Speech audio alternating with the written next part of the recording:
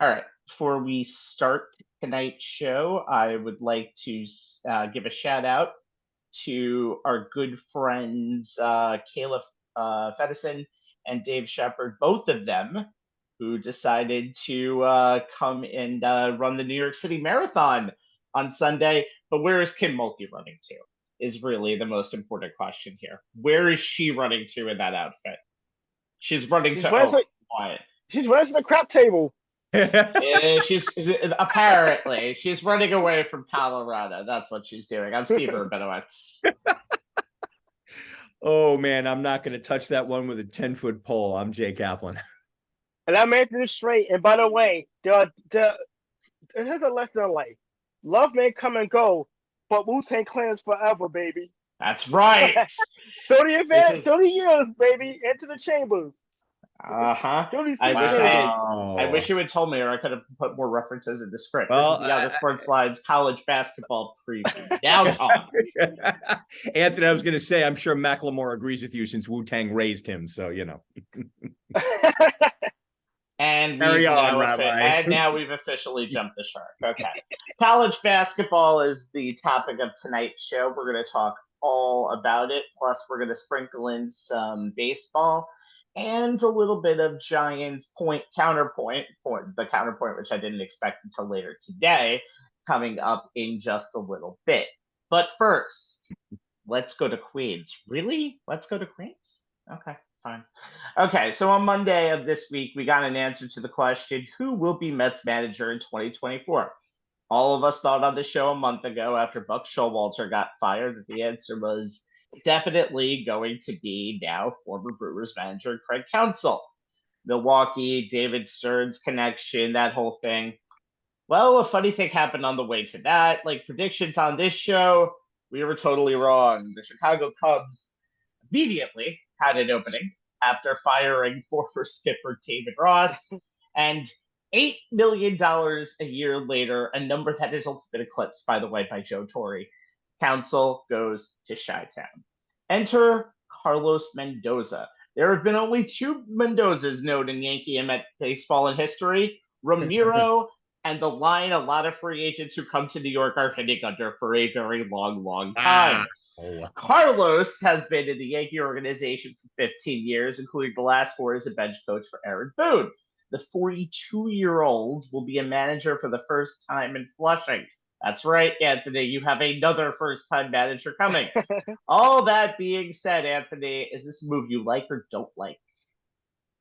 I'm kind of on the fence with this one. I think because this is one that's a little out of left field. Aaron Boone spoke highly of Mendoza earlier this week. He was pretty much his right-hand man with the Yankees on the Yankees bench for the last 4 or 5 seasons. I mean, he's been with the Yankees organization 15 seasons. Everything from basically quality control to infield coach. He's been part of teams that's been to the postseason. So clearly he has the experience being around a big league ball club. As far as his managerial career, he's never managed above Class A. He managed the Winter League way back in 2012, and I mean, like I said, as a baseball player, obviously he played in the minor leagues 10 seasons between the Yankees and the San Francisco Giants farm system. But this is kind of again about a left field hire. Think about the Mets hiring Carlos Beltran out of nowhere, who doesn't even manage a game before he's fired due to the fallout with the sign stealer from the Houston Nationals fiasco. And then obviously Luis Rojas took over after that. But ever since Terry Collins left the managerial position after 7 seasons, the Mets have a really hard time of any stability in the clubhouse. I mean, you think about it, Mickey Callaway lasted 3 years. His most successful season was really his last year, when the Mets came out short of making the playoffs, but there was so much off the field stuff with him that he was let go. Beltran obviously was hired, but then never got to manage a game. And then Rojas seemed like he was a great bench coach, but as manager, in over his head for 2 seasons and made a lot of questionable in-game decisions that kind of put him in in the crosshairs of a lot of beat writers. And now you have Buck Showalter, who's out after 2 seasons, in part because of a change of regime in the front office. So right now with the Mets, their biggest problem is any kind of club, any kind of organization stability. I mean, you think about it, you have the new ownership. In the last 6-7 years, you have new ownership, you have a new front office, a new team president, a merry-go-round, a general manager that just seem like they just can't find anyone stable, and they haven't been able to keep a manager for more than 2-3 seasons after Terry Collins left. So as much as we've had an issue, especially this past season, with players underperforming and injuries and just not playing up to expectations, you look at some of the more successful organizations, and obviously Mendoza coming from an organization with stability in the Yankees. I mean, they've had Brian Cashman at the front for almost 2 decades now, and Aaron Boone, 25 years. Yeah, I mean, and he came up through the organization himself. And you look at Aaron Boone, despite all the criticisms he's gotten, the Yankees have always been a competitive team, and he's been kind of stabilized the managerial position really for the first time since Joe Torre. You think about Joe Girardi, he had been there several years, but he coached every game like Game 7, and that kind of wore out his welcome in that club and an organization. So what the Mets need to do is they have to figure out a strategy moving forward as far as where they want to go, because that's David Stone's job. It's basically his mission to kind of do this, and I think it's going to be very interesting to see. I think, like I said, a lot of people's like, oh, Castle didn't want to manage here. Money. This is all about money. In Chicago and New York, you have separate kind of baseball futures, and they kind of are interlinked when you think about it. But Jay, the amount of experience that a guy like that has, this is not your typical run-of-the-mill hire like they did with Rojas back in the day. Right. Before I get started, I promised my adopted little brother, Joel Wood, who is a huge Texas Ranger fan. He lives down in Dallas. I promised him I would give the Texas Rangers some props for winning their first World Series title in franchise history. Congratulations, guys. Well-deserved. Well deserved, well done by Bruce Bochy and that entire crew, top to bottom. So props to them. And Rabbi, to your point about Counsell, what I read this week, and according to sources in and around the Chicago Cubs front office, they started talking to him very much on the down low the minute he became a free agent. They did not relieve Ross of his duties until basically Counsell said yes, he would sign on the dotted line. It's not that they were unhappy with Ross. They initially wanted to try and gauge whether or not Counsell had any interest in coming to Chicago at all. When it turns out he did, they're like, oh, we got to pounce. And they did. Hell of a lot of cloak and dagger and stealthy negotiation going on there by the Chicago Cubs. The money is just staggering, though, especially for somebody who's never made it. Who's never really done too much. It resets the market for managers. Will it be a good thing for the rank and file going forward? Who knows? Hopefully. At the end of the day, I'm not surprised Counsell decided to stay in the Midwest. It's where he's from. So I can't honestly say I'm surprised he didn't want to come to this fishbowl, something I'm going to get into right now. As you guys said, Mendoza heads to Queens after serving as Aaron Boone's bench coach in the Bronx for the last 4 years. As Anthony said, he spent 15 years with the Yankees organization, multiple roles. As you noted, infield coach, he's managing in the minor league system. He has a solid background in player development, and he carries a strong reputation in baseball for being very detail-oriented with an advanced ability to make critical decisions. And he's had chances to do so over these last 4 seasons with Aaron Boone's propensity for getting ejected. Mendoza was still heavily involved in player development in his role as Boone's right-hand man. Before every game, he would hit ground balls, provide hands-on guidance. The Spanish-speaking Yankee players in particular looked at him as a mentor, a trusted confidant inside the clubhouse, and his teaching style and his communication skills have resonated with the players, especially his understanding of the modern game and the ability to provide clarity on the analytics the organization disseminates to the team. Now, he comes on board in a unique point in Steve Cohen's ownership. He inherits a team that still has their version of the core four: shortstop Francisco Lindor, who won the Silver Slugger Award this week; first baseman Pete Alonso, who, according to Stearns, is probably not going to get traded next year; center fielder Brandon Nimmo; and closer Edwin Diaz, who will be healthy in time for the season. Those guys produced that 101 win season in 2022. But there's also a group of up and coming young players, starting with catcher Francisco Alvarez, third baseman Brett Beatty, and infielder outfielder Ronnie Mauricio, along with the group that's right behind them, led by second baseman shortstop Luis Angel Acuna. And their development will be a key point of Mendoza's managerial tenure, as will his ability to manage different levels of both player experience and player personalities in the locker room, which was something he was praised for in the Bronx, along with those aforementioned communication skills. His overall skill set checks a lot of the boxes that Stearns said were on his list of what he looks for in a manager, something he brought up in his very first press conference as the Mets head of baseball ops. And here's the quote: "The manager has so many responsibilities these days. It's a big job, but first and foremost is the ability to manage people, manage personalities, and create and facilitate an organization culture where people enjoy coming to work and work hard." Now, as we know, guys, there's an inherent risk in being the manager of either of New York's baseball teams that exists in no other Major League Baseball market. And that risk increases exponentially when the manager is a first-timer, especially in terms of dealing with the media, let alone high-leverage in-game decisions.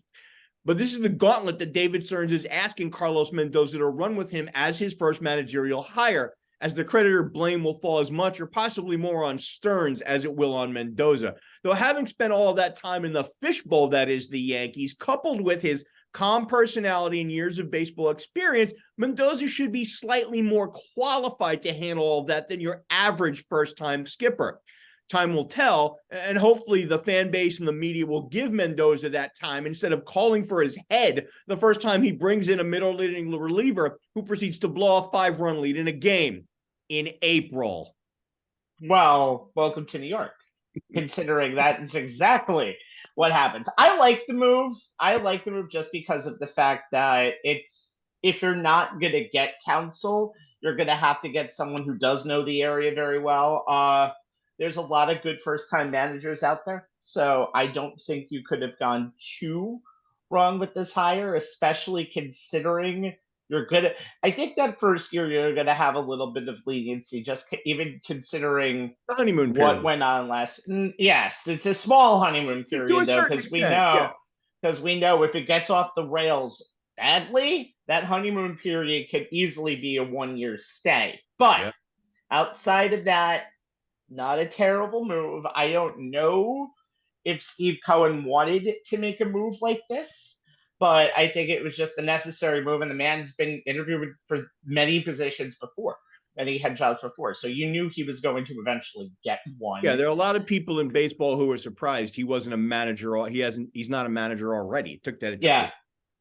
And I'm glad for the Mets that they didn't reset the market for Craig Counsell, because again, a limited success story. You saw who made the World Series last year. Old managers or managers who have been with their teams for a long time. Torey Lovullo was there when the Diamondbacks had last made the playoffs with the Diamondbacks. And obviously we know Bruce Bochy is going to be a Hall of Famer. Dusty Baker won the title last year. So you have to either go very experienced or middle of the road experience, because we're not going to have another Luis Rojas here in New York. He seemed over his head.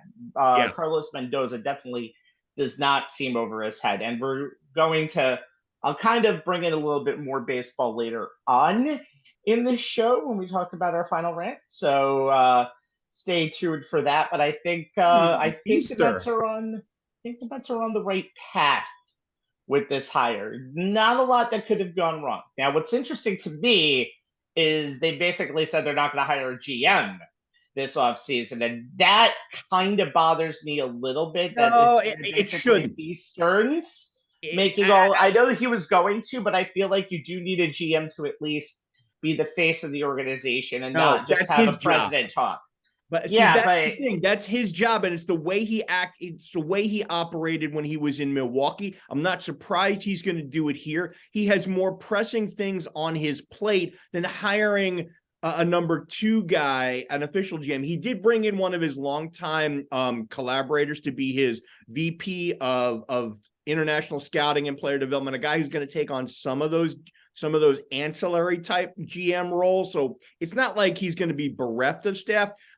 Getting a guy to literally do what Epler did, that takes time, and that takes, it's going to take him away from the other things that he's going to be tasked with doing this offseason, Rabbi. So I don't know that it's that much of a big deal at the outset. If it develops into a situation like they had, before, when they couldn't find a president of baseball operations and Alderson had to step back in, if it turns into that type of situation, then it's a problem. I just say whenever you have a vacancy, it should be filled, or you should at least say we're trying to fill it instead of being said, we don't have to fill it right now. I understand what you're saying in the situation, but you don't ever want a situation where you have something vacant for a long time. But we can talk baseball all day, but I don't want to. So we're going to talk college basketball. This is our college basketball preview, so let's have one shining moment, kids, and start with the top 3. Now, honestly, the preseason top 3 shouldn't even matter because no damn top 3 seed even made the Final Four last year. So, law of averages, though, boys and girls, we got to even out sometimes. So let's talk about the top 3 teams in the preseason polls. It's a pretty strong top 3. Anthony, the national champions from 2022, come in at number 1 for 23-24 in Hall of Fame coach Bill Self and the Kansas Jayhawks. Now has a lifetime contract, guys. Yeah. Oh, good God. I hate the lifetime contract. It's so stupid.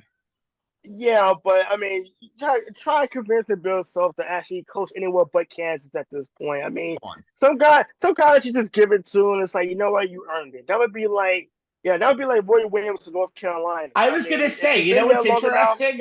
Hold on a second. You know what's really interesting? If you had told me 10 years ago that Bill Self would be the name that is now most associated with Kansas all time, I would have been interested, because Roy Williams, at least in my heyday, was the name, and now it really is Self's team. It really is Self's legacy at Kansas. I mean, it's Fog Allen's legacy at Kansas, but it really is. Fog Allen, which be the through line to Larry Brown before Roy Williams. So I mean, Larry Brown might even be on the top 5 Kansas head coaches of all time to win the title there. Yeah. All right, continue, Anthony. Blue blood program, man. You know it. Yeah. Well, but the last time we left the Jayhawks, they were 28-8 last season and was upset. By the way, upset that I called on our March Madness show by the Arkansas Razorbacks in round 2 of the NCAA tournament. So they didn't even get it out the first week, the very first weekend of the tournament. This season, they come in as the preseason number 1 favorites. And they're bringing back 2 guys that kind of stand out. Kevin McCullough Jr. and DeJuan Harris Jr. Harris Jr. obviously, he was a Big 12 Defense Player of the Year, and him along with McCullough was all Big 12 defensive players.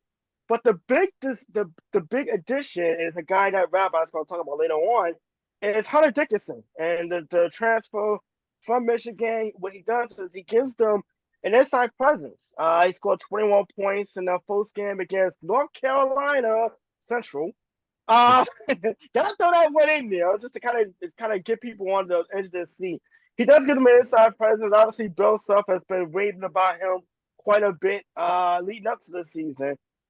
When you look at the Jayhawks and their path, obviously that's the number 1 ranked team in the nation. They have a difficult non-conference schedule that starts out actually next week. They play number 16 Kentucky, which will be their 3rd game of the season. They have UConn on the basket. They have Milwaukee, Indiana, also on that menu. But they're competing in the Maui Invitational. They might see UCLA, Marquette. They can run into Syracuse, Purdue, Tennessee, or Gonzaga. So right out of the gate, the Jayhawks are going to be tested. And that's where we're going to see if this is truly a number 1 team overall, or a team that may have a hard time just getting out of the Big 12. because of the non-conference schedule, and that's before they get to the conference schedule. So, That's a well, with the additions that the two players that are coming back, Hunter Dickinson, obviously, it gives them a great chance. But with their schedule, it's going to be really interesting to see what this team is made of right out of the gate. And this is before conference play even begins. So I can hear you guys I don't know if you saw the Jayhawks schedule. I'm looking at it right now, actually, on ESPN. Pretty interesting. Well, what's interesting is when you get out of the first couple months of the year. Well, what's interesting is the fact that I know conference realignment is going to confuse anybody, but Houston, a team that's had a pretty damn good run, is now a Big 12 team. So they are the preseason number 2 ranked team, and Texas is preseason ranked number 3. So right there, you have a pretty much 3 top 10 teams along with Baylor at number 4. So you have 4 perennial top 25 teams that Kansas is going to have to deal with 5 to 6 times a year, possibly more when you think of a conference tournament. My note card here says Duck Fook. Oh, I'm sorry. That's for Jay. Jay, why did you give me that? Jay, Duke wow. and Jay, wow. Duke and John Shire might be ready to start collecting those natties that Coach K seemed to get every 5 or so years. You notice he didn't really do it consecutively after 92 and 93. He just 98, 2001. I'm going to just add one in 10 and 15. So it just seems to be a weird pattern. But this is obviously the best team of the 2 years that John Shire has had in coaching Duke. They are the number 2 preseason ranked team and by far the favorite of the ACC. Yeah, the first season of the Coach K era started with only 1 returning starter and youth across the roster. So it took a little while for the team to resemble the Blue Blood program we're used to. But once they did, it resulted in a 27-9 overall record, 14-6 in the conference, undefeated at home, an ACC tournament title, and a number 5 seed in the NCAA tournament under new head coach John Shire, who was Coach K's handpicked successor. That youth showed in Duke's second round loss to Tennessee in the big dance as the physical Vols beat up on the more talented but inexperienced Blue Devils. And while Miami was the only ACC team to make the Final Four last season, teaser alert, more on the Canes later, things with the ACC this season start with the team in Durham. They returned 4 starters from last year's team, sophomores Kyle Filipowski and Mark Mitchell in the front court, joined fellow sophomore Tyrese Proctor and the steady hand of senior Jeremy Roach, who's played 95 games in a Blue Devil uniform, 75 as a starter, as in the backcourt. Each of the returning sophomores now has a year under their belt, and that should make them better able to handle everything coming their way. Proctor should emerge as one of the best point guards in the country, while Filipowski, an All-American who led Duke in scoring and rebounding, should be in the conversation for National Player of the Year. Mitchell is ready to become the do-everything Swiss Army knife, especially on defense, where the team has to replace the shot-blocking force at 2.4 blocks per game that was center Derek Lively II, who was key to Duke finishing as Ken Palm's number 16 team in adjusted defensive efficiency. As you know, Lively's now playing in Dallas for the Mavericks. Sophomore center Christian Reeves will get a crack at replacing Lively as Duke's rim protector. That and the fact that Duke doesn't have any returning player who shot better than 36% from beyond the arc are the 2 things to point to as potential issues that Duke will have to get sorted. However, they did bring in the nation's number 2 ranked recruiting class, featuring a trio of 5-star prospects headlined by forward Sean Stewart and TJ Power and guards Jared McCain and Caleb Foster. He is generating a considerable amount of preseason hype from NBA scouts. Each of the 4 was a top 25 prospect, and they'll add talented depth to this year's team, along with returning 5th-year senior Ryan Young. Now, the depth was something last year's team was missing. The word around the program is that the work ethic and general fearlessness of this quartet of freshmen is well beyond their years. The prevailing narrative is that they're good, they'll make the veterans better, and Duke won't have to put an inordinate amount of pressure on them. This group has the ideal combination of experience and talent, which makes for a pretty solid situation for Shire. He just has to get them to where they need to be by the time March rolls around.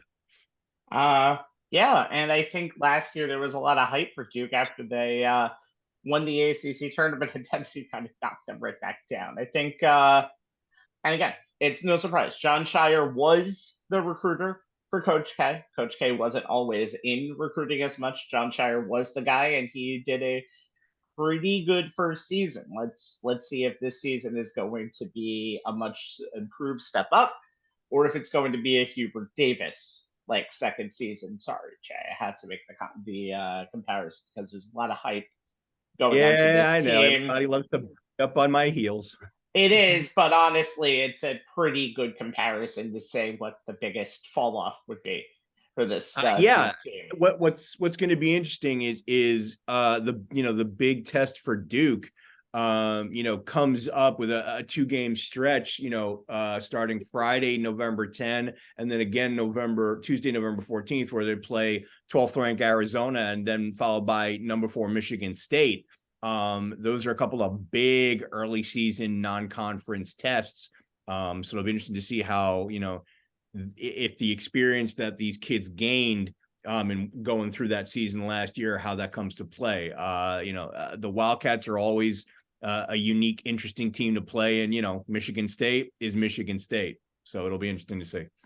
Michigan State also just lost to James Madison to start the season. So maybe Michigan State isn't Michigan State as much as we thought they were, but we'll see what happens. We'll see. So number 3,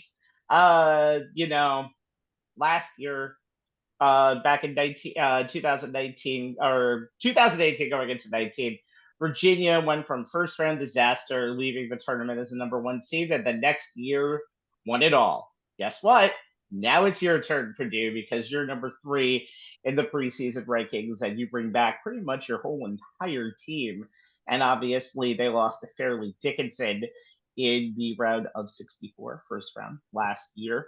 So it's a lot of concern for a team that has been a very underperforming national title contender, but they always sneak up on you. They started the season 14-1 last year. They got a 1 seed, and then, well, you saw what happened. But Zach Edey is back, and Zach Edey is a beast. He had 22.3 points and 12.9 rebounds per game. His size is everything on this team, and he is somebody who you have to game plan for 2, 3, maybe even 4 people for any game specifically. So barring injury, I don't expect to see anything different from him this year. What's the biggest thing is they have pretty much the entire team coming back. You have Braden Smith, who had 11 points per game last year. You have Fletcher Lawyer, who had 9.7 points per game last year. They bring in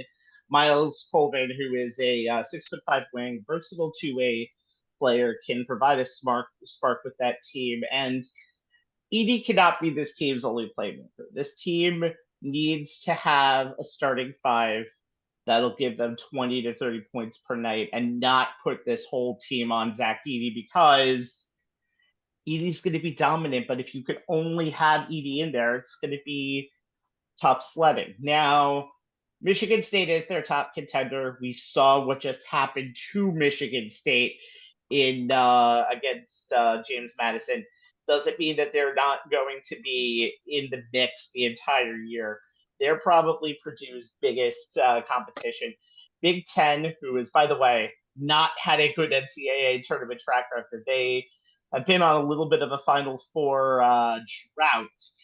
They don't have a lot of teams in the top 25 this year, and that's going to be very interesting to see. In fact, I don't really see any team outside of Michigan State who's consistent enough to beat Purdue. So they might have an easier Big Ten schedule than you would think. I take non-conference very lightly because there's a lot of schizophrenic stuff that happens, and some teams that you don't expect to merge, and then they fall off a cliff. So I look at that conference schedule, and I think Purdue can do some damage in the Big Ten. Expect them to be a number 1 seed. And again, barring injury, because of the fact that the man is a freaking freak, Zach Edey is 100% probably going to possibly pull the very rare back-to-back Wooden Player of the Year. I don't remember the last person to do it. It's been about 40 years. It's pretty much the Archie Griffin of the Heisman Trophy. I'll have to take a look at that. But nice. This is going to be a very interesting season for Purdue. I expect big things out of West Lafayette. And let's see if they can pull the Virginia 5 years later. All right, Really? let's move on. So speaking of the Final Four from a year ago that I mentioned in the first segment, 3 teams, UConn, Florida Atlantic, and Miami. Sorry, San Diego State, we had no time for you. We're surprise Final Four teams in 2023. Expectations are a little bit higher this year, being ranked preseason 6, 10, and 13 respectively. Let's go in reverse order and start with Miami. Jay, you're sneaking into the national title conversation again? Hey, you never know. As I previously noted, the U was the only ACC team to make the Final Four last season, as the conference only sent 5 teams to the NCAAs, and they combined for a 7-5 record. It's better than the Big Ten, that's for sure. Fair.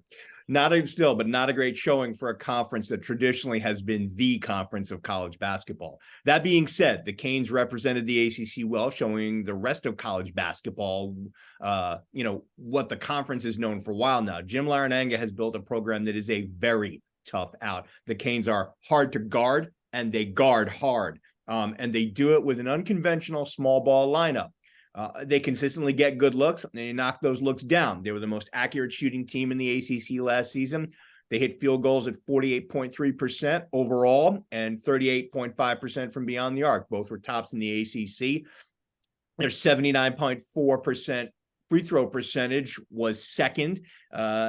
They led the ACC in scoring at a little over 80 points per game. They did all that despite being the 8th shortest high major team last season per Ken Pom. Norchad Omer, their undersized 6'7" center, was the tallest member of the starting 5, but he averaged a double-double, 13.1 points and 10 flat rebounds.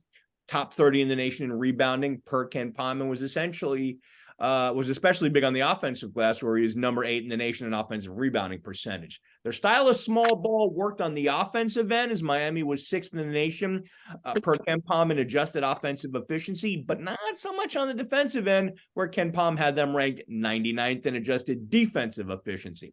The big question coming into this season, and it's why they're my other top 25 team to watch, is how they handle losing 2 of their key players from last season's Final Four run. ACC Player of the Year, Isaiah Wong, who led the Canes in scoring, assists, and steals, 16.2 points per game, 3.2 dimes, 1.4 steals. And do everything wing Jordan Miller, who was second on the team in scoring, rebounds, assists, and steals, 15.3, 6.2, 2.7, 1.2. Both were second-round picks in the NBA draft.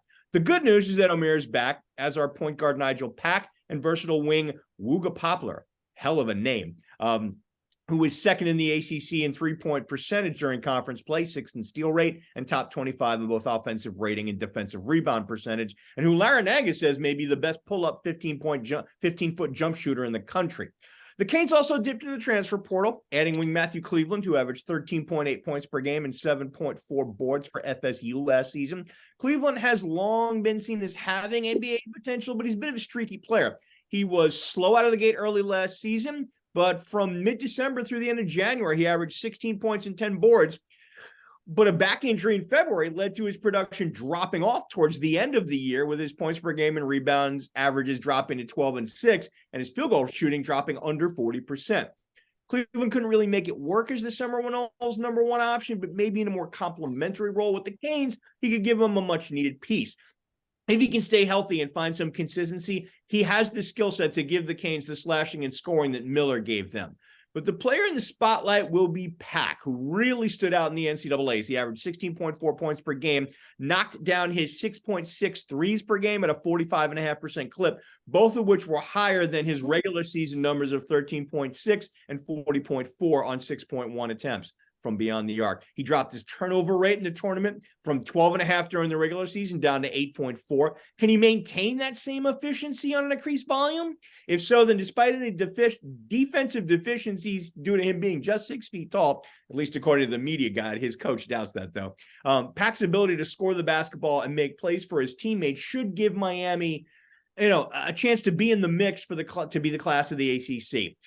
They have a couple of tough non-conference tests coming up end of November, beginning of December with SEC teams, Georgia and Kentucky. So we'll see what we'll get a sense of where they are at that point. Now, Miami is a little light on depth beyond their top 4 players. AJ Casey, Christian Watson, 2 sophomores, and freshman Keyshawn George are expected to be the top 3 players off the bench, while junior guard Bensley Joseph is now the 5th starter. But the Canes are used to being underestimated. They were last season and wound up in the Final Four. Underestimate them this season at your own risk. They're the number 2 team right now in the ACC. It's a weak ACC, by the way. North Carolina being the 3rd option for a lot of people in preseason polls in that conference. So we'll see what happens. Anthony, Florida Atlantic, same team, all-time starters returning, new conference, the American Athletic Conference. What do you expect out of the preseason number 10 ranked team and the best team in Florida? Sorry, Mike. Well, keep in mind, last year, this was a team that was on a bubble in part because of a not so difficult non-conference schedule. That's not going to be the change. That's not going to be the case this year. But yes, as you mentioned, this is a team that is moving over from Conference USA to the American Athletic Conference. The postseason there, they were 35-4 last season, 18-2 in conference, got into the NCAA tournament, and the Final Four and lost in a buzzer beater. So yes, obviously, this is a great Cinderella one that ended in heartbreak fashion. But this is a team that's coming back with pretty much the entire team. Michael Foss is the only one that from last season that's no longer with the team, but it's pretty much the same team that got to the Final Four a year ago. This is a team that averaged almost 80 points a game. That was in the top 50 as far as scoring. 39th in the nation overall. A team that shot 46% from the field, and a team that relied on balanced scoring. You looked at guys like John L. Davis that led the team in scoring with 13.8 points a game. Elijah Martin that had 13.4 points a game. And this is a team, when you look at it top to bottom, they rely on balanced shooting and who's hot on this particular night philosophy as far as the offense. They won their first game earlier this week against Loyola Chicago. By the way, shout out to the ever young Sister Jean for being in attendance at that game. Gotta give her a shout out to Sister Jean. Gotta give her a shout out, of course. Absolutely. Yeah, but besides that part too, they also this time they do have a stronger non-conference schedule.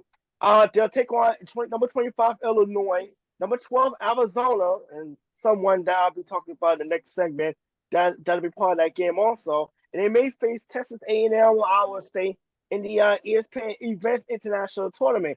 Last year, what kept them on the bubble is the fact that they didn't play a ranked team the entire season until they got to the tournament. Yep. So that's not going to be the case this time around. Obviously, they get out to a strong start. This team has proven that they can play obviously with a chip on their shoulder and has the underdog. They were the number nine seed overall and get into the tournament, and they obviously with the same team, Dusty May was in his 5th season, got everybody back in the fold and all brought in. I'd be surprised if this team is in the running to be back in the Final Four. At the very least, get into the Elite 8. When we talk about the NCAA tournament in a few months. That's a team that is very scary. Like I said, you have to give a lot of credit to and balanced. One of the more balanced teams in the nation. That's right, and I think that's going to be something I'm going to be very interested in seeing. And with the growing moving of conferences next year, well, we have a little bit of a preview this year with Florida Atlantic moving to a Power 6, 7 conference because there's still a lot of power conferences because the Big East has the number 6 ranked team in the nation and number 3 or 2 in preseason polls in the Big East, depending on who you look at. In UConn won it all last year and did it pretty convincingly, having a pretty good road to the tournament. But in a tournament full of upsets, UConn just plowed through everybody in route to a national title. So what do they do for a follow-up? It's still a good team. They did lose a couple of people to the NBA, but they have some new recruits coming in Stephen Castle, Solomon Ball, Jaden Ross, Jalen Stewart. They got Cam Spencer from Rutgers out of the portal. And so you're going to add that to 3 players who contributed to the Final Four team from last year. The name of Tristan Newton, Alex Karaban, and a guy who you'll be hearing a lot from, Donovan Clingan, who is a big center who is going to get a lot of time this year, who you will be probably seeing in the NBA draft, who has a chance at the Big East Player of the Year. And he has got a lot of stuff. Last year, he just came off the bench because Okongo was a guy who just destroyed teams last year. One of the reasons why UConn cut down the net. So Clingan, 6.9 points per game last year, 5.6 rebounds, 1.8 blocks. He has a chance to be what you would be calling a stat sheet stuffer. You love that. I know you guys love that. So yeah. You'll have that. Newton, 10.1 points per game last year, 4.7 assists, about 4.5 rebounds, 1 steal. His final year of eligibility this year, so he'll be looking to do the most. And you have Alex Karaban, who redshirted sophomore season, 38 starts, 39 appearances, 9.3 points per game, 4.5 rebounds. What's going to be interesting is what you're going to see from a lot of people. Cam Spencer is the biggest name because in the Big Ten, he was 5th last year in three-pointers. Is a 13.2 points per game player, 3.8 rebounds, 3.1 assists. So you're going to see a lot. Now, the Big East, unlike the last 2 conferences these guys took here, have 3 preseason top 10 teams in the name of Marquette, who returns most of the team that was a top 5 perennial team last year, and Creighton, who returns most of their team that was an Elite 8 team last year. Schedule for UConn, befitting of a national champion. They'll play Indiana early in the season. They'll be at Kansas. They're going to host North Carolina. Gonzaga is in their roots, and they'll play early. Their conference schedule, Big East usually starts a little earlier, so they'll start on December 20th. And Jay, they'll play St. John's, by the way, prime time on December 23rd. So there's a lot to expect from this UConn team this year. Can Dan Hurley provide those expectations and actually give us 2 good UConn years in a row? Doesn't really happen a lot in the school's history. They win titles, but they don't sustain that run. Let's see if it can happen this time. Rabbi, you talk about Clingan, and obviously there's a lot of expectations on that kid's shoulders. I remember them talking about this during the Final Four last year, so I had to go back and look it up. Clingan's stats per 40 minutes, 21.1 points per game, 17.1 rebounds per game, 5.5 blocks per game, all per 40 minutes. So it's going to be interesting if he can come. I don't know. Obviously, there's no expectation of those kind of numbers, but I look at it this way. If he can even come close to what Sananga put up last year as their 5, UConn's going to be in a pretty good place. And Sananga just got better as the season went on. His tournament was very good. By the way, to go back earlier, Ralph Sampson is the only guy to win back-to-back Wooden Awards. The only player to do it 1982 and 1983. Before me and Anthony were born, or when me and Anthony were born. I don't remember how old you are, Anthony. I know you're now 40, so didn't want to shame you there, but mention that just to kind of give a time gap difference. All right, moving on. Do you like stability? Do you like teams staying together? Well, this segment is not for you. Turn off right now. Time for the transfer portal, where we look at 3 players who you might want to know about in 2023-24 that are changing addresses. And speaking of Caleb Love, Anthony, Chapel Hill over to Tucson. Luckily, I didn't give Jay this segment. Jay, I hope you gave Anthony some pointers. Where do you think Arizona will be? I left, you know what, honestly, as much as I had to restrain myself from coloring Anthony's research in any shape, manner, or form, I'll say my little piece after he's done. Stay within the lines, Jay. Stay within the lines.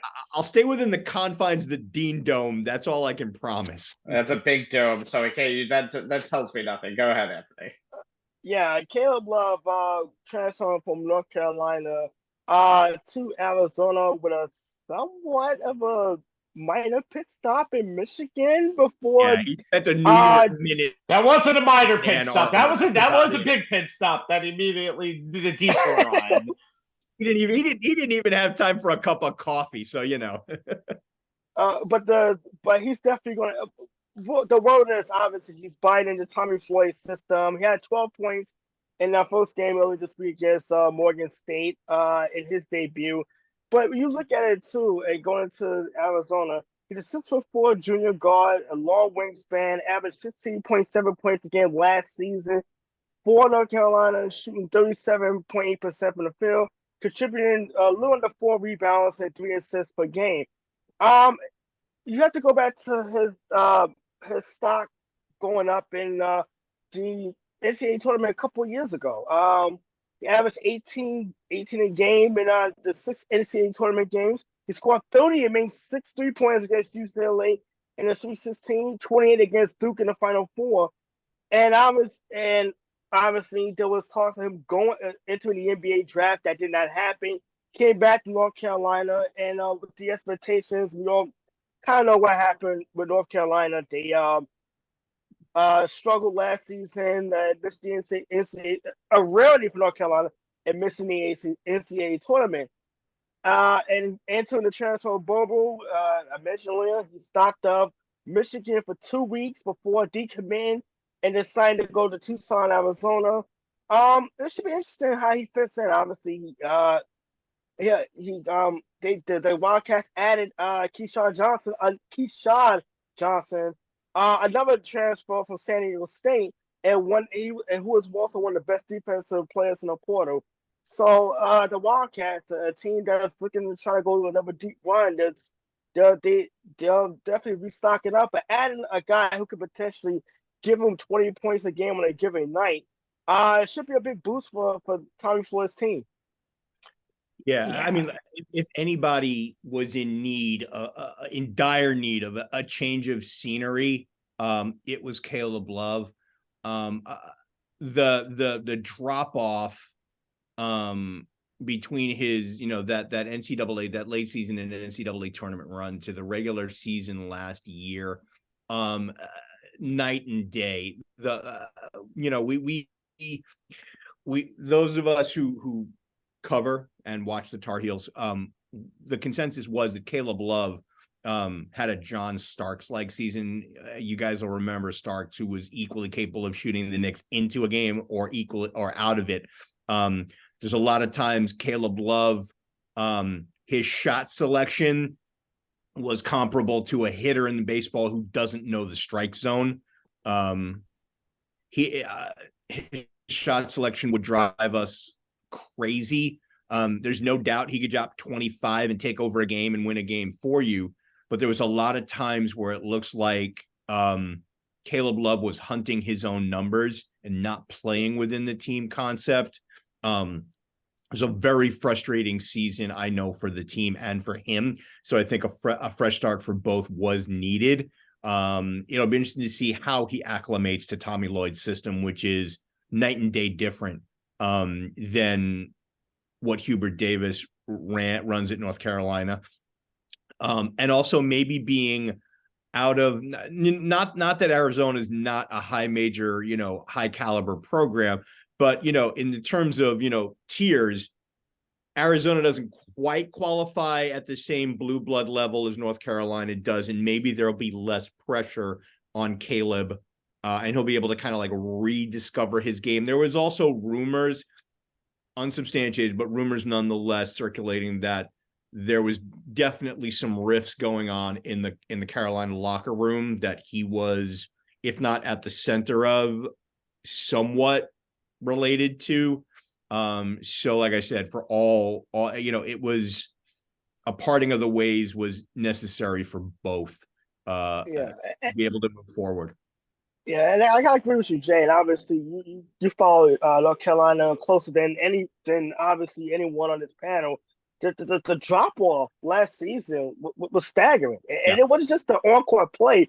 There was clearly something internal going on that even Hubert Davis couldn't solve. And like I said, change of scenery is sometimes the best thing for both parties involved. I mean, North Carolina a chance to kind of regroup and move on, and Caleb Love a chance to maybe play back to that level he was just 2 seasons ago, without the added pressure and the fact that he's joining the team that already has a couple of established players and a coach of Tommy Lloyd that has a system in place that will maybe his game a fit more where he may not have to, or would you say a baseball term, go Chris Davis and just go all 400-foot home run on every swing.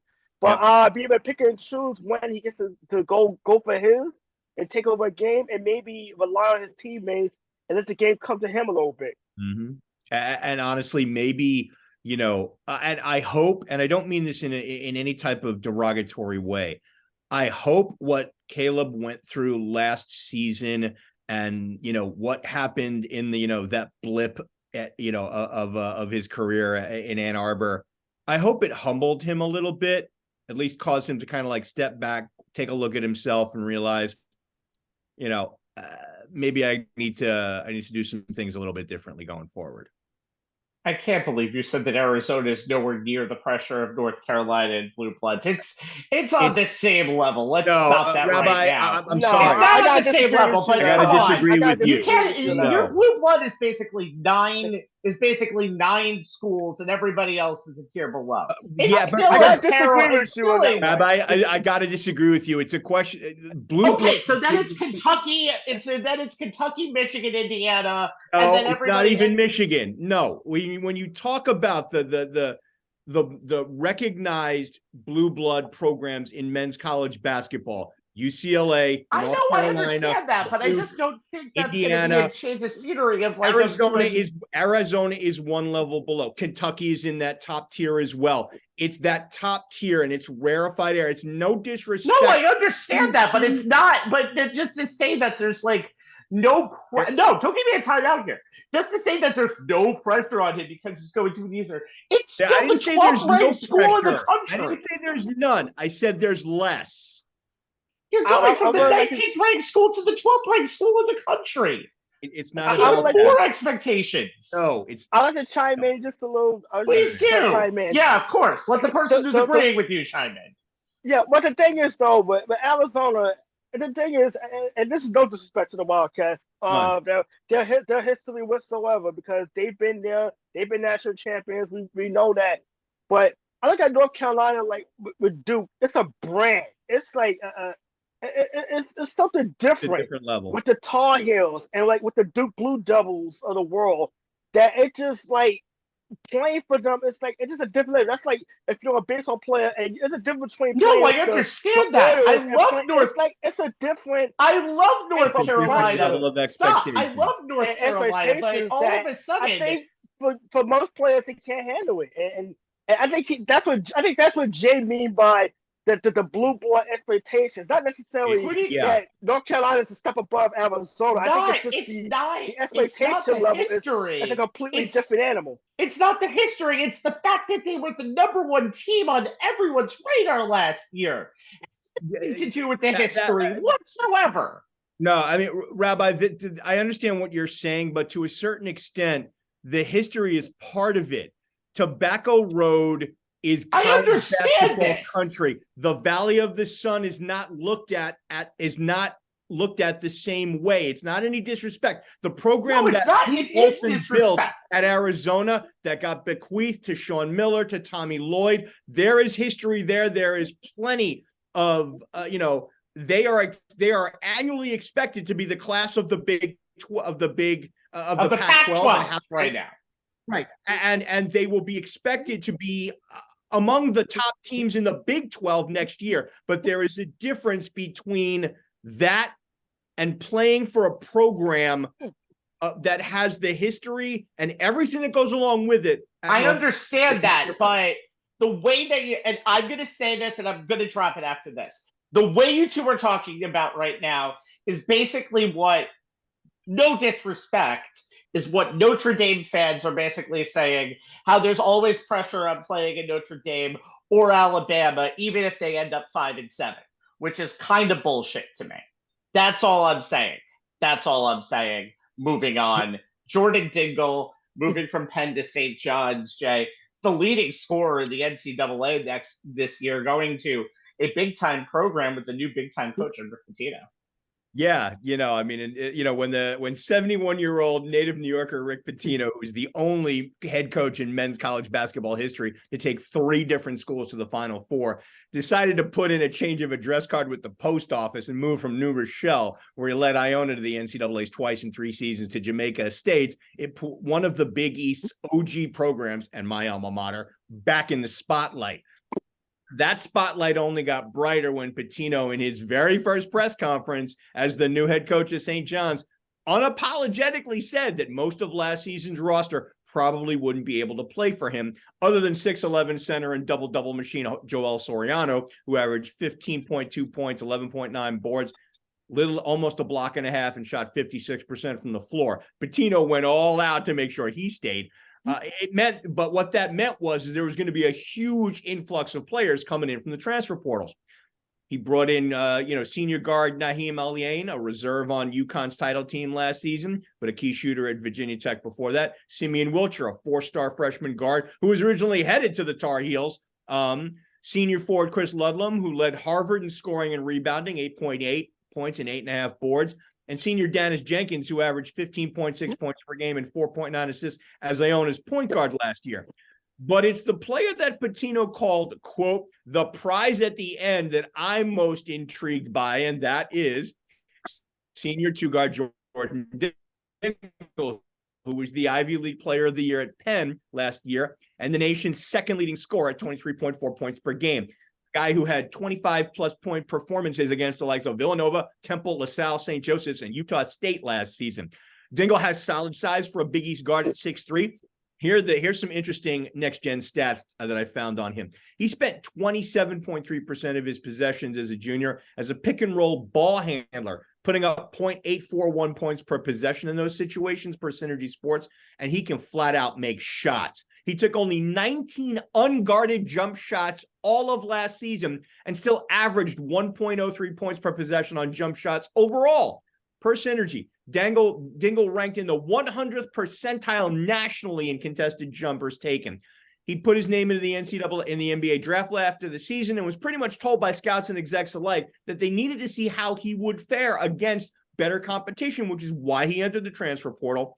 He heard from about 24 schools, including the likes of Oklahoma State and FSU, but only a few of the head coaches actually reached out to him. So on May 12th, he committed to St. John's. Now, according to sources, Pitino had a bit of an inside advantage because Dingle's father, Dana, played in a Final Four for UMass, Pitino's alma mater, and Pitino has recruited several players from Dingle's grassroots team, the New York Lightning. Jordan said that part of his reason for joining the Red Storm was, quote, one of the advantages I'll have is playing at the pace his teams play. A lot of NBA teams play at a faster pace, but we didn't do that at Penn. I have tremendous respect for him, and I thought playing for somebody who has had success in so many different places would really bring out the best of me, end quote. Dingle came off the bench in the Johnnies' 90-74 season opening win over Stony Brook at Carnesecca Arena. Sold out Carnesecca Arena, as Rabbi noted, Tuesday night, but showed his scoring chops. He dropped 13 points in only 20 minutes of action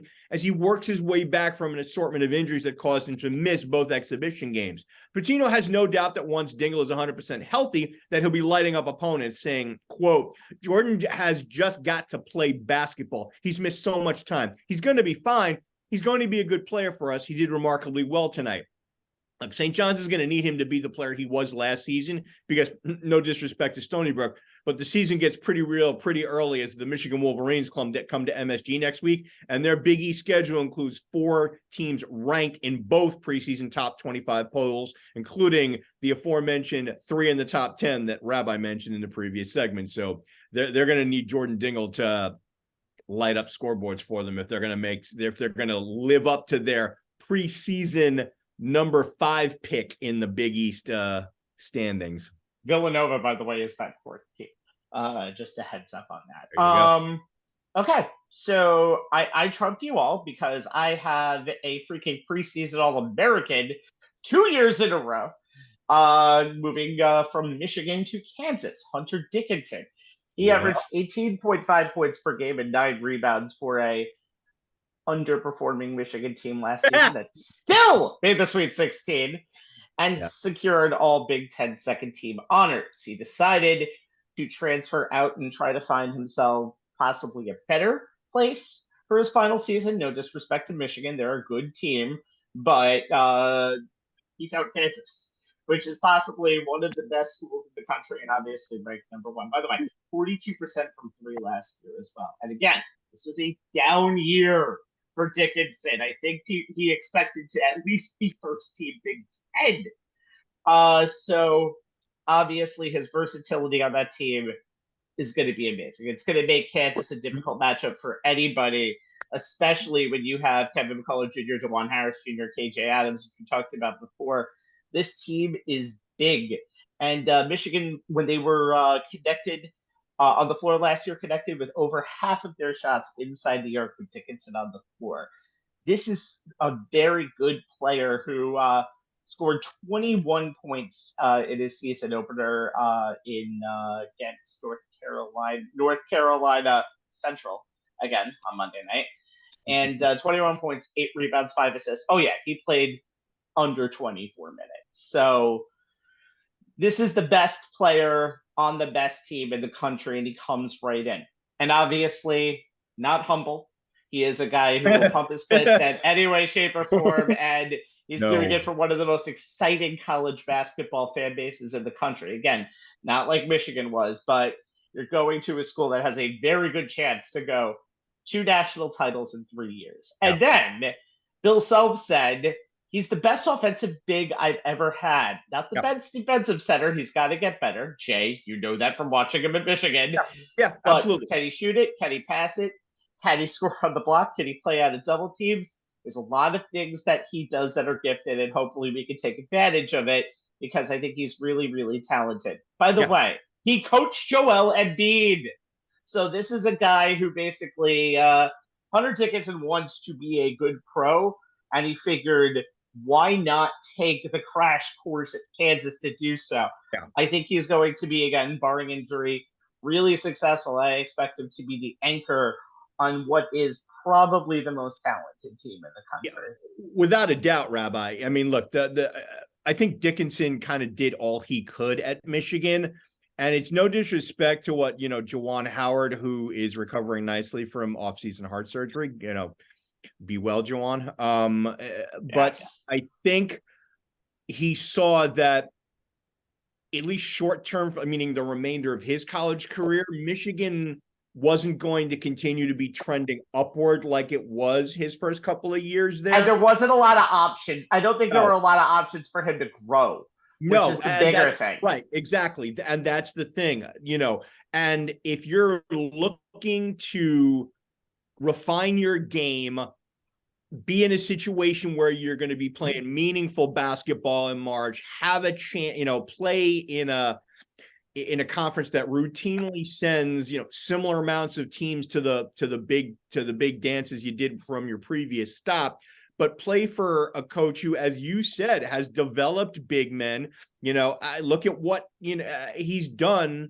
I mean, he's done more with lesser big men throughout his time there. And obviously Joel Embiid is the level you're looking to reach. But I think that Dickinson recognized he needed to go somewhere else in order to refine his game to where NBA scouts will not be going, he's a big man who doesn't really fit in our game anymore. So it'll be interesting to see how he melds in with that team. And with their departures, that the offense that they've lost over the last couple of years, it's going to help me. Losing Wilson, losing I'm spacing on the kid who shot the jump shots last year. Why am I spacing?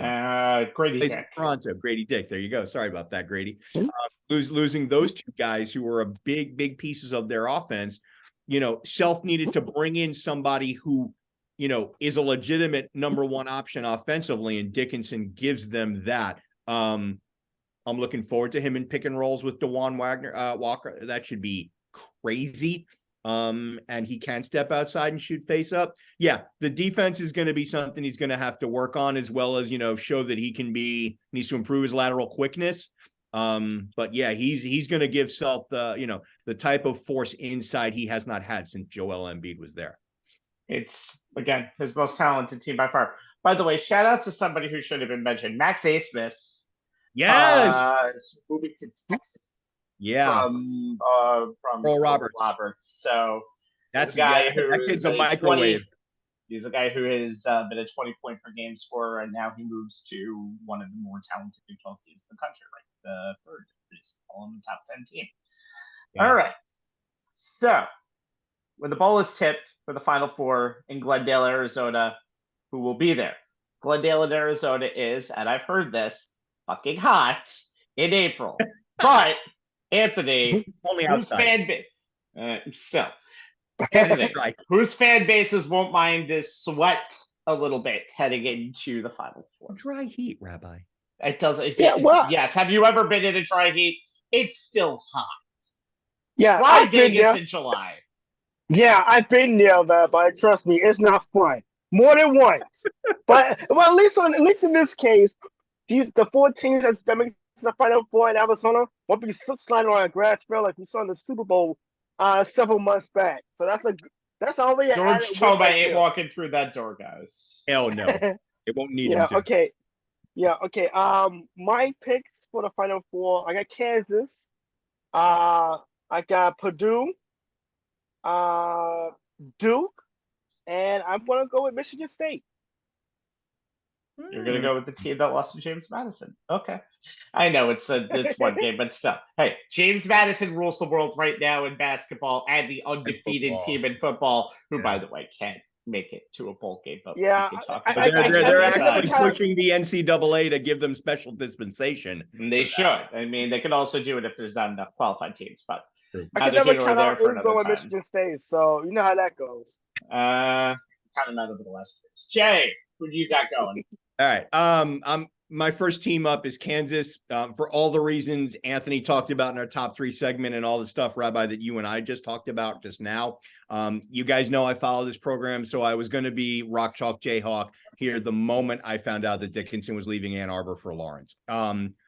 As I'm going with Duke for all the reasons I talked about in our top 3 segment. I may hate the Blue Devils with a passion as a Tar Heel fan, but as a college basketball analyst, I have to give credit where credit is due. This team has all the makings of a Final Four participant. For my third team, I'm joining Anthony. I'm going with Michigan State. Despite the stumble out of the gate against unranked James Madison, they recovered to blow out Southern Indiana this week. Oh, boy. Hey. The preseason number 4 team in the nation has the makings of one of ISA's best teams in recent memory. They returned 5 of their top 6 players from last year's Sweet 16 squad, led by one of the best backcourts in the nation, in AJ Hoggard and Tyson Walker, who dropped 35 in that loss to JMU. And if 6'11" freshman Xavier Booker, a 5-star recruit who was the consensus number 13 prospect in the nation, is as good as advertised, well, we've learned never to bet against Tom Izzo in March. My final team here, I'm going with Marquette. The reason I'm taking the Golden Eagles, who are ranked number 5 in AP's preseason poll and number 7 in the coaches poll, is A, because I'm not quite ready to buy tickets to the Purdue Boilermakers Redemption Tour, and 2, Big East regular season and tournament champs. They bring back Tyler Kohler, who's a wizard at the point, plus 3 other starters, plus the conference's 6th man of the year, and David Joplin, who slides into that starting 5 for the nation's 7th most efficient offense from last season. All right. So I also am going to go with Kansas. I just think this is one of the more talented teams we've ever seen in terms of just mix up on the front court. And, Hunter Dickinson doesn't really hurt, too. So I think that's a pretty good pick. I am going to purchase 2 tickets to the Purdue Redemption Tour bandwagon. Thank you.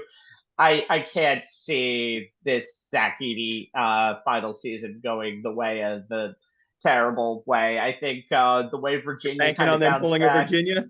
I am banking on them pulling a Virginia. I'm banking on them in a weaker than usual Big Ten to kind of understand what the disappointments are after having that season and kind of learning from it.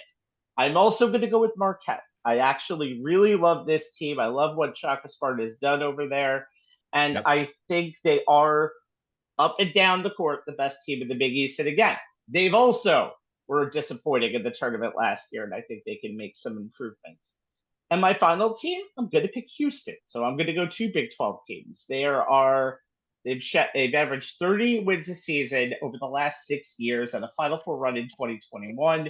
They bring back 6 players from a Sweet 16 team last year: Jamal Sheed, Juwan Roberts, Terrence Archino, and they have a Baylor transfer and LJ Pryor and a Temple transfer in Damian Dunn. I think what Kelvin Sampson has done with this team cannot be overlooked, and I think that's a pretty strong four to take over there. I think this is a I think we're going to see some top teams have very good seasons. I don't think we're going to have what we had last season, because if we do, my bracket will be done, or it'll already have been done before we even shoot this segment. So just like reverse time teaming. All right. Finally tonight, we have to take the elephant in the room and kind of address it. The New York Giants suck, and they suck really, really bad. And I think last Sunday, hopefully, was the lowest point of the season. Daniel Jones tore his ACL on Sunday. The Giants lost 30-6 to Las Vegas. Not fun to watch. Thank God red zone was invented. And now his season is over, and as is the hope of seeing anywhere near a winning performance for Big Blue in 2023. Any hope of a big season went out the window when a man who 90% of the public thought was a Goodfellas character by the name of Tommy DeVito started throwing passes. But let's be honest, it started with 40-0 in week 1. But now all of this brings something that could be on the horizon, a complete reset. Gone are the days of the Giants at 4-12. This is a lost season. But next year, Daniel Jones has more experience. Repeat with 6-10. Repeat with 4-13. Put it in the dryer. Rinse, repeat, happen again. It seems more likely that last year was just a mix of good coaching and good schedule, that unfortunately the 9-7 Giants were just a mirage. There's a reason why my first goal for teams is to do the same thing the second year, or even take a small step back. When you take a big step back, the roller coaster happens. Now we have a dicey DJ future, because who knows when he'll return from his ACL. Now it's the time to explore options. What can you do? Number one, you can build from the offensive line, which needs to happen on both tenants of New York. Get a cheap free agent alternative, at least to hold down the fort, and hope the big gun is ready to go when the line is ready. You can get a big name free agent quarterback. Spoiler alert, this is not going to happen, but I need the 3 choices to fill in at the QB spot, because you might not have DJ until mid-next season anyway. Or number 3, and this is obviously the most controversial one, use what you will think will be a top 5 draft pick, and I don't advocate tanking at all. You have what you have in the locker room. You have to play a young guy. You can play Matt Barkley all you want, and it doesn't really matter when you're playing teams like the Dallas Cowboys and the Philadelphia Eagles twice at the end of the season. But if you don't have your QB who can throw and you start him, whatever. This is a QB-rich draft coming up, and many will be available. And hey, if Caleb Williams' stock is dropping because he cries in public, sign me up. Now, I want to give you some words of caution here, by the way. I'm not ranting like that mad Yankee GM Brian Cashman. This is a PG show, and no one wants us to be uncivilized here. I'm not going to be like that madman. Oh, so this will be the show you don't drop an F-bomb. Okay. No F-bombs needed. I always stay nice and beautiful. All right. Don't make me go back and pull clips. Oh, I can pull many clips. I can pull it. We would be here all day. I'm not saying everyone needs to go. Coaches need to stay on, because this is a regime of Daboll and Shane. It needs to have a chance after a playoff year and the first playoff win in 11 years. We don't need another Ben McAdoo or Joe Judge situation. And let's face it, they ran themselves out of town just as much. And I'm not even saying Pat Shurmur. Did you know he's Deion Sanders' play caller now? Good luck with that. Offensive coordinator, yeah. Must be the money. He is the co-offensive coordinator, but he is calling plays now. That started happening last week. Unfortunately, Saquon has to be gone. Backs are expendable. Barkley wants his dough, and let's face it, he deserves a lot better than to be ran into the ground. But if the contract is up for some guys, maybe it's time for a change. Sure, we can get to that at a later date, and we can get into it more in depth when we can. But when the reset button needs to be hit, it needs to be hit. 2-7, the most backwards of steps. No real offensive promise at this moment. I knew you were clamoring for baseball season a few months after they clamored for football season due to the crap that was their baseball season. I bring it back to Brian Cashman's little unhinged press conference. Go watch it if you didn't. It's classic, not Brian Cashman. And I bring it to the finish because of one thing. This week, he went on an unhinged press conference, for Cash. That was out of the ordinary. He knows the same old I said I wasn't going to curse. I won't. That doesn't work here. And the Giants should not settle for this game. Counterpoint. And I told Rabbi before we came on the air that I was going to have the counterpoint, but I want to go last. So go ahead and weigh in, man. Yeah, you know what? Brian Cashman was on the level of Suge Knight at the Source Awards. I mean, that was just so out of left field and unexpected. I was stunned when you sent me this. Yeah, it was definitely out of character for Cash. Look at the Giants. And you think about this. Daniel Jones is this cap hit, but this season, next season is huge. So he's not good. If the Giants move on, it's certainly not going to be at the end of this season, and it's not going to be next season. Not with the $80 million that's guaranteed, that's going in his favor in the cap hit. But what the Giants need to figure out is they got to build around the quarterback position. I don't think it matters who they got a quarterback, but you have an offensive line that just can't block. I mean, outside of Andrew Thomas, this offensive line is bad. Evan Neal took a step backwards. And I'm not even talking about attacking fans on social media. I mean, he's literally on video blocking his own teammate in the loss against the Monday night loss against Seattle. And then lack of depth at the offensive line also. I mean, Justin Pugh got off the couch literally and it gave the best offensive line performance a couple of weeks ago on Sunday Night Football in Orchard Park. I mean, look at the offensive line play being as bad. The Giants don't have a number one receiver to speak of, really. And Darren Waller has just basically been the same guy he was in Oakland, a guy who was not effective and now can't stay healthy. He's on IR for the next for a couple of games.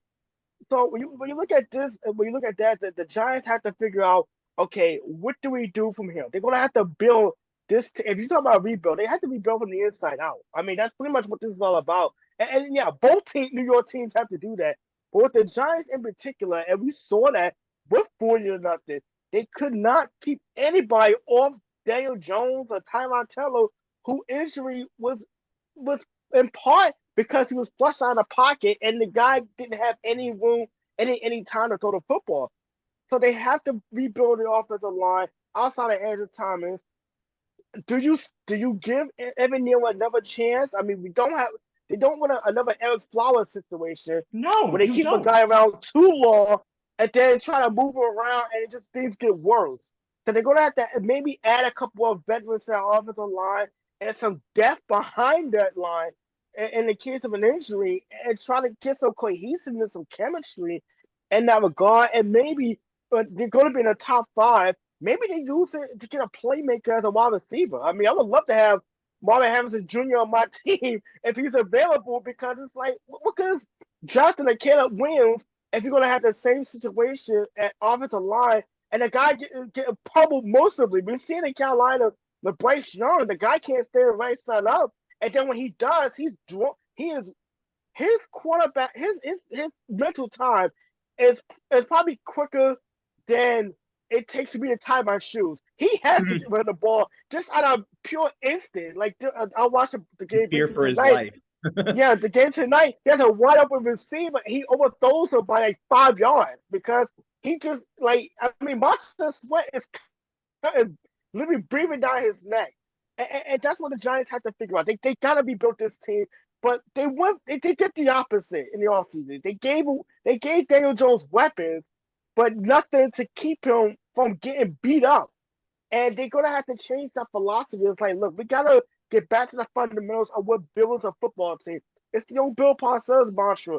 Build your team from the inside out. Keep in mind, too, speaking of Bill Parcells, the Giants and the Patriots, his 2 full stops, he made the playoffs, missed the playoffs, and they didn't blow the team up completely. They rebuilt the team and they got back to the playoffs the very next season, particularly with New England, because it went from 10-6 to 5-11 the next season, and they were able to rebound. So there are examples that you can rebound and recover. And yeah, the Giants' early season schedule did not help matters. That was brutal. If they had got out of it with a 3-5 record, it'd have been more of a minor miracle.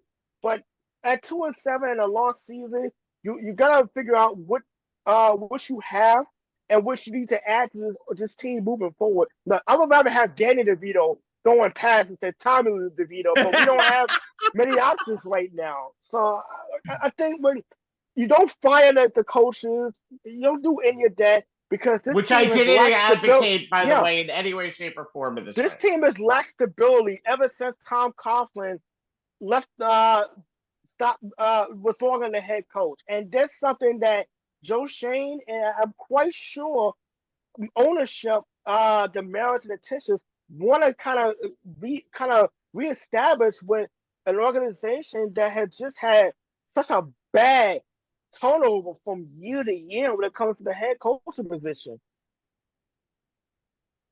Yeah. You both dropped DeVito's name, so I'm going to start this with a little quarterback trivia to, kind of cleanse the palate and lighten the mood a little bit before I get into my thing. DeVito is already the 10th rookie quarterback to start a game this year. That's the most rookie starters we've seen in a season since 1950, and it's only week 10. Let's take it one step further, not even counting DeVito. 46 quarterbacks have started a game this season, 14 of whom did not begin the season as a starter. When DeVito gets under center this weekend, he'll be the 15th. Now to my spiel. Bear with me, guys, because this is going to take a minute. As someone who tore his ACL in a non-contact situation in a basketball game, I can tell you there is no worse feeling than having your knee buckle like that. I quite literally felt Jones's pain, and I know exactly what he's about to go through with surgery and rehab.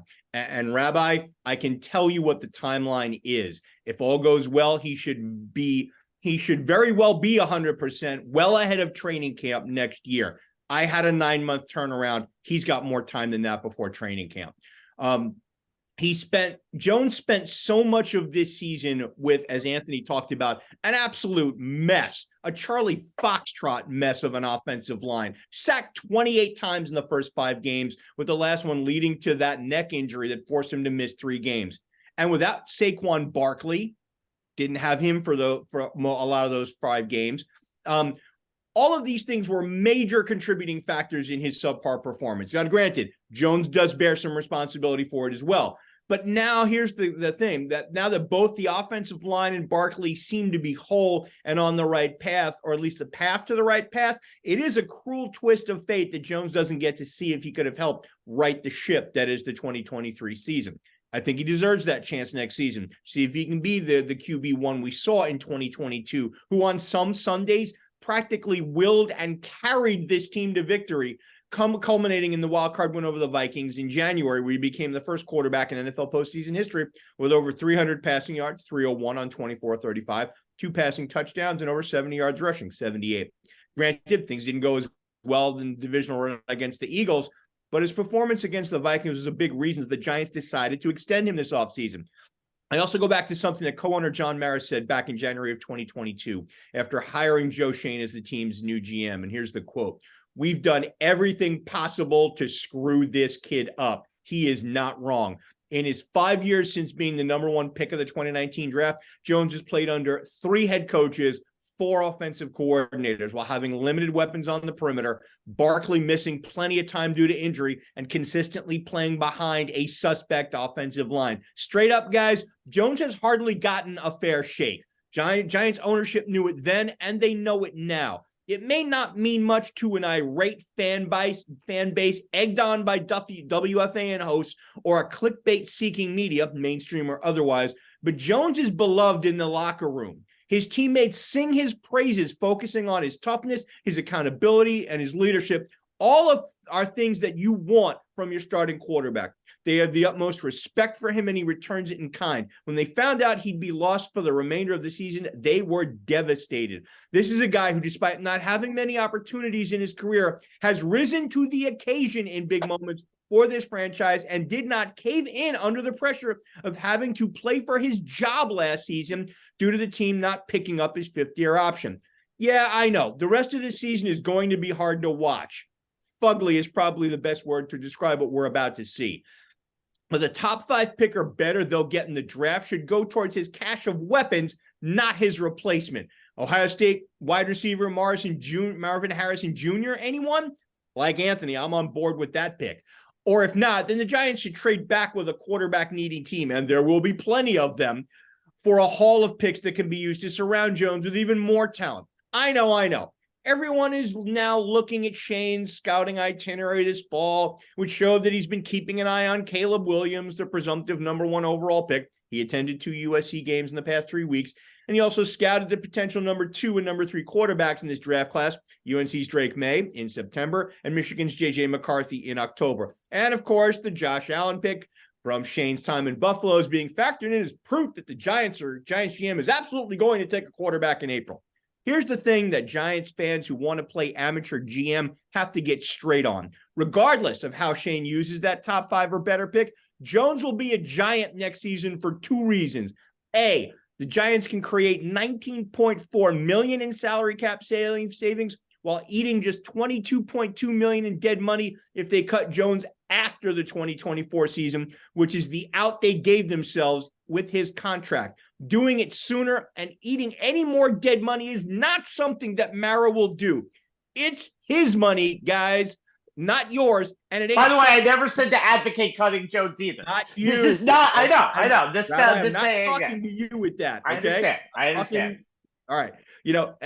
That's not chump change. So stop acting like it's no big deal and he should eat it just so you can be rid of Jones. And 2, his injury makes it pretty much impossible for the team to move Jones, as there will be no trade market this offseason for a quarterback recovering from a torn ACL. I know. I'm in the minority of Giants fans who still like and believe in Daniel Jones. But bottom line, he has shown he can be a solid quarterback for this team when he's healthy and has a solid team around him. So once he's cleared to play, he deserves the chance to show us if he can be again.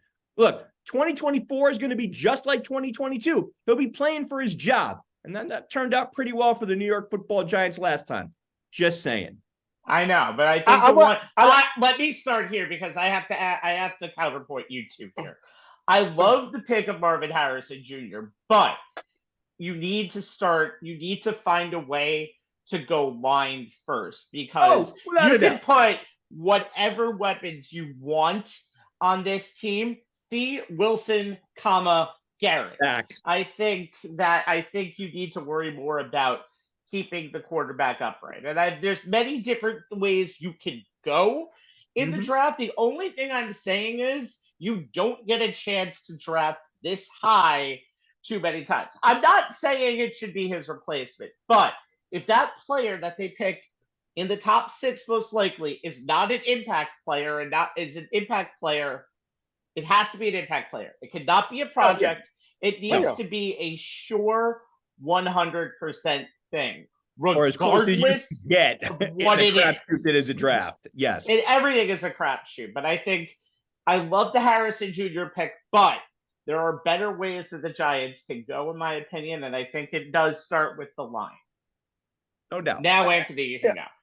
Yeah, I will say this too about Daniel Jones. And yeah, he has to take some responsibility. Some of his play this season, some of his decision making, with a couple of his interceptions that he threw, was like he has to take ownership to that.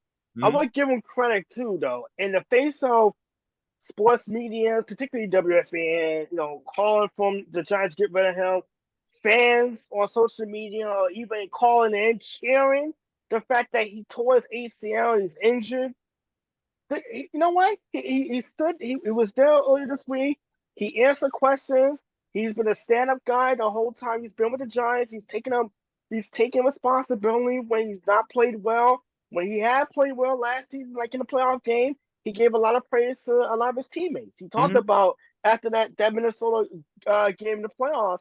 He talked about his receivers, which was basically guys off the street, like Isaiah Hodgins, who was literally a month on the team, having big games, and the defense come out with big stops. So he's been a guy who is really one to lock him over because he's been a very selfless personality that I think that's been overlooked because of the frustration of the play with the entire team. Yeah, and obviously, fans like to forget when you're drafting a quarterback that high. There's a reason why you're drafting a quarterback that high, because your team overall has been bad. Look at Trevor Lawrence, for example. Okay, he's good now, but year one it was a disaster because that's Urban Meyer's fault. That's Urban Meyer's fault. We kind of learned that. But even without Urban Meyer, the rest of the Jaguars was bad. I mean, it was just a complete mess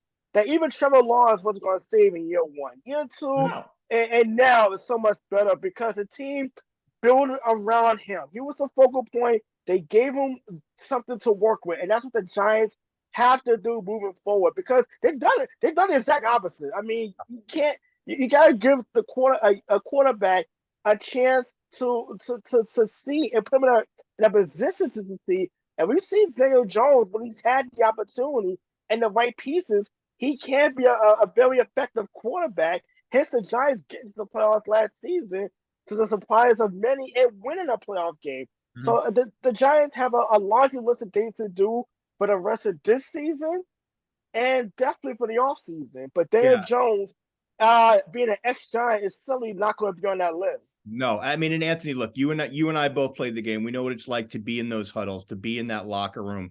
And when your quarterback is that type of guy, that sets a tone for the team on both sides of the ball.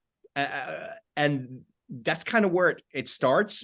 So to completely undo that, we know it's not going to happen for all the reasons that we've both mentioned, and this is the thing that fans don't get and that fans gloss over, and they just, because it's a what have you done for me lately? But you and I both know what it means when a quarterback is that type of guy in a locker room, in a huddle. It goes a long way. And, Rabbi, like you said, if they can go back to following the old Bill Parcells model and they can put some blockers in front of him so that he actually has time to be the type of point guard and distribute the ball to guys to make plays or even make plays himself, it's worth I think he's worth the investment. I think the one thing, though, that we should all agree with is you need a better system behind him. You also need to prepare for if he ever gets injured, because you can't have the options that you had in the room this year. You need without a doubt set backup. You need a Taylor Heineke, Jacoby Brissett backup to at least be able to be in that locker room if Jones gets hurt. You know who a good name would be? I'm just going to say this. Mac Jones would be a pretty damn good backup in terms of, because I think he's going to get run out of New England. That's all I'm saying. But we'll see. And I'm not, like I said, I'm just speaking of this as a Giant fan, but I'm speaking of this more towards a counterpoint, because there's been a lot of good stuff that Daniel Jones has done, but there's been a lot of bad stuff that Daniel Jones has done. And this run is going to hit year 6 next year. And you can say everything about not giving him a chance. I completely understand that. You can say about switching coordinators. I completely understand that. But there needs to be a time when a used to be stable organization needs to turn the corner. The question is, and we'll answer this question next year, I'm hoping we'll get a chance next year, because the one thing I don't want to see is the can kicked again until 2025. I think the one thing I want to say, I don't want to see that happen. No, I want an answer next year. They can cut ties with him after next season. So either way, we're going to have a resolution one way or another. So if he has a 2022 like he had when he led them to the playoffs, he's going to stick around. If he has a bad season and if he plays the whole season and he doesn't get hurt and he just plays badly, he's going to be gone. Even if he does get hurt, you're in season 6. Unfortunately, that's the way of life it is right now. Oh, That's what I'm talking about. That's what I'm talking about not kicking the can down another year. If you don't see anything in any way, shape, or form next year, injury or not, unfortunately, the team needs a change in that position. Absolutely. But it also extends with a lot of other stuff. All right. We could talk all night, but then I would wake up somebody. So for Jay Kaplan and Anthony Strait, I'm Steve Rabinowitz. Thank you for joining us tonight. But basically, three friends just blowing this shit for 2 hours. Now I can curse. YouTube.com/OnTheSportsLines to watch us on demand. Facebook.com/OnTheSportsLines to watch us live like you are right now. Thank you. And at ONTH Sportslines on TWITTER, also known as X, for all of the great stuff and nuggets that some of us will post from time. Yeah, they actually dropped a really good link up there. There's a great story that was written. Crap, now I'm blanking on what story I put. I put up a link to a great story from The Athletic. Y'all should check it out. Which I remember what it was too, and I actually had it. All right, we all have Alzheimer's. We'll talk to you next week. Good night. Good night, everyone.